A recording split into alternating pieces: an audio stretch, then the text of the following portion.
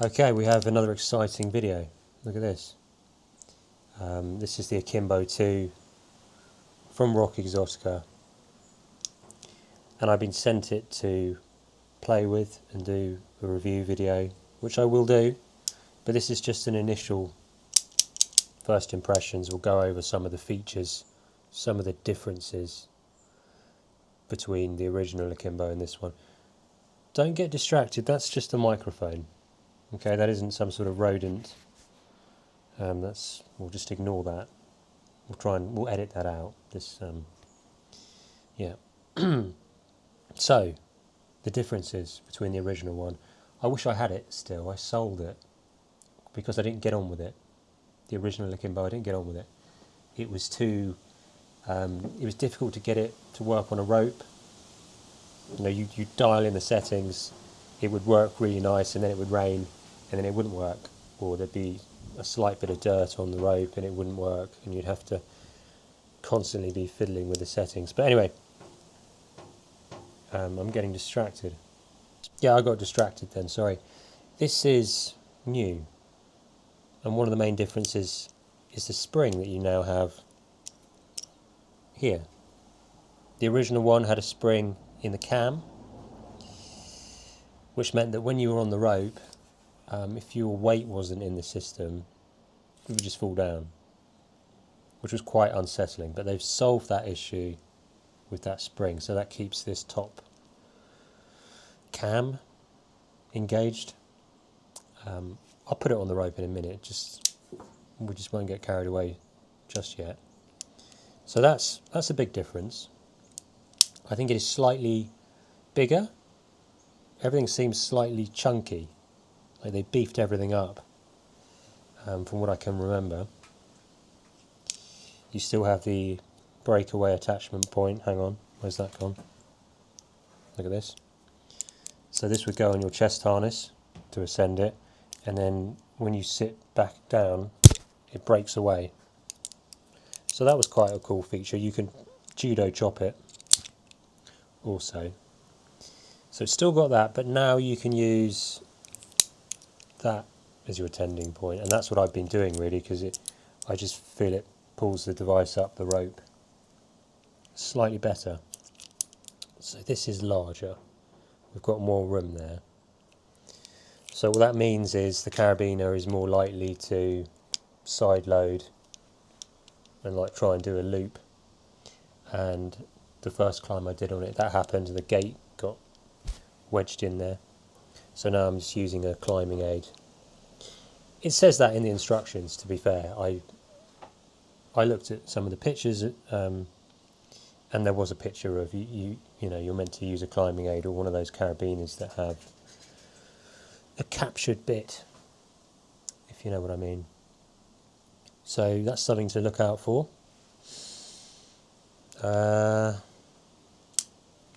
This is on a bearing, this sort of pulley at the bottom. I can't remember if the original did that or not. I kind of feel like it was just a bollard. I don't know, but that now moves, or it moves. Yeah. So that's nice for tending, it's very smooth. Shall we open it up and have a look? Look at that. Look how quick that was. Okay.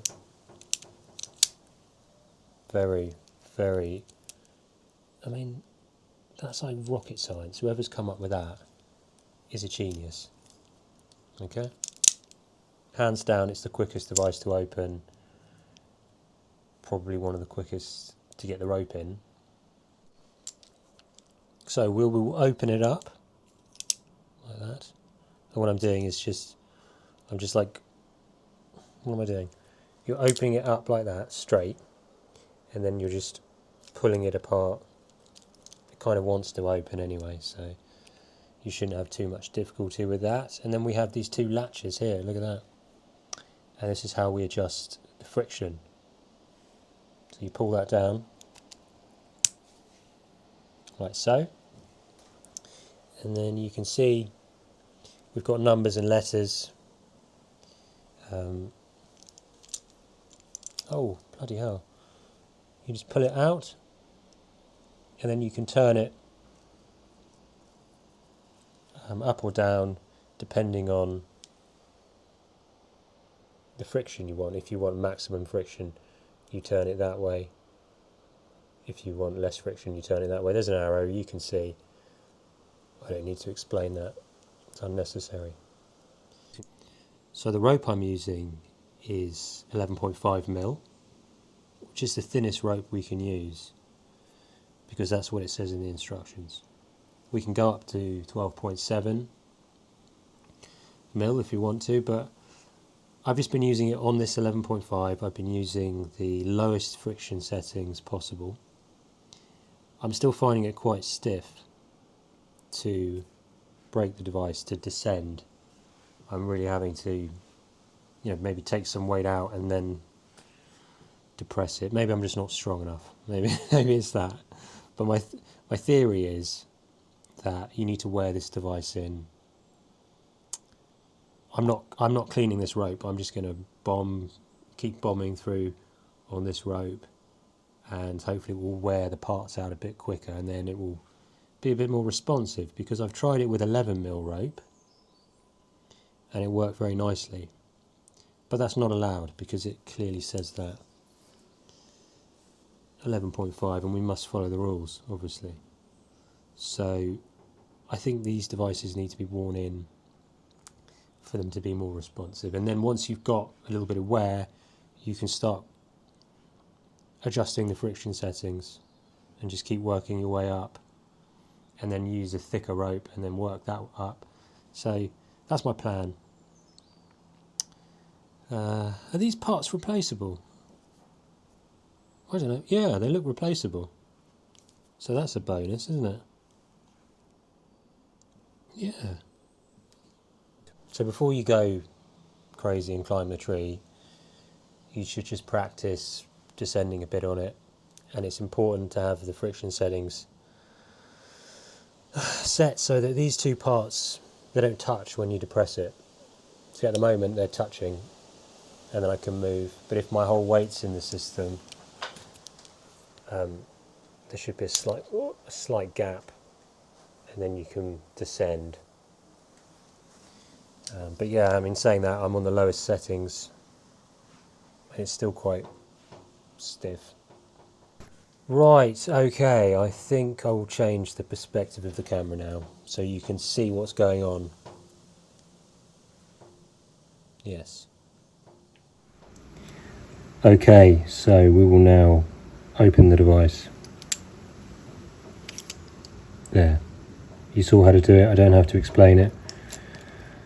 Well, I will actually. Okay, fine. So you break it back like this, and then this thumb is going forward. No, it's not. This thumb is going forward on this purple bit, and this thumb is pulling down towards me like that. So, I mean, that is just stunning. Absolutely stunning. So getting it on the rope, we're going to place it in like so. We need a bit of slack up the top here.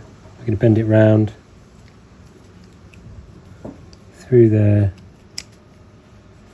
like that, and then we just snap it closed and it all locks in. So throughout the climb you want to keep an eye on these two bits, because I noticed, it's getting bashed about a bit and they can work themselves loose, and then I don't know if the friction can change or it's unsafe, so just monitor that, make sure they're up like that. I wonder why they had it facing down. I would have been more inclined to have it up. So I don't know. I don't know what I'm talking about, but yeah, these do have a tendency to come down like this. So monitor that. And then it's fairly smooth to tend up like that, because you've got that bearing pulley thing going on there that moves. And then when it comes to descending, I've been using this part of my hand and I've been putting it like that. Originally I was trying to do this with my fingers, but I found that to be quite awkward, so I had to use my whole hand and kind of break the device like that. So that's a little pro tip.